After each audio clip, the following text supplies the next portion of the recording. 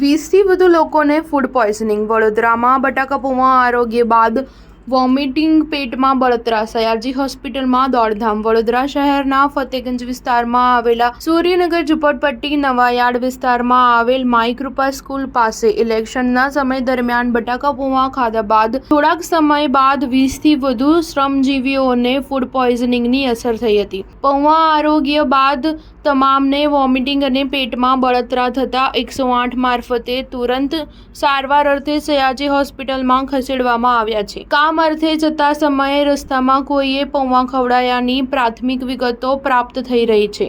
આ મામલે ગીતાબેન નામની શ્રમિક મહિલાએ જણાવ્યું હતું કે રસ્તામાં હોટલ પર પૌવા ખાધા બાદ 20થી વધુ લોકોને પેટમાં બળતરા અને ઉલટી થવા લાગી હતી. નિઝામપુરા, ફતેગંજ જ્યાં મળ્યા હતા ત્યાં પૌવા ખાધા હતા અને બાળકો સહિત લોકોને અસર થઈ છે. આ અંગે પ્રકાશભાઈ ભુરિયાએ જણાવ્યું હતું કે માણસો સવારે કામ પર ગયા હતા અને રસ્તામાં કોઈએ પૌવા આપ્યા એટલે લોકોએ ખાધા હતા. જેટલા પણ લોકોએ પૌવા ખાધા એટલા બધાને વોમિટિંગ થઈ છે. અંદાજે 20થી 25 લોકોએ ખાધા હતા. 2-3 જગ્યાએ બનાવ બન્યો, જેમાં એક તો મહેસાણા નગર અભિલાષા બાજુ બનાવ બન્યો છે. પૌવા કોણે આપ્યા તે ખબર નથી, પરંતુ ચૂંટણીવાળા આપતા હતા તેવું જાણવા મળ્યું છે, પણ આપનાર કોણ હતા તે ખબર નથી. ખાનારા બધા એમપીના મજૂર છે અને છૂટક કામ કરે છે. સ્ટાર ન્યૂઝ 7 હંમેશા સચ્ચાઈની સાથે.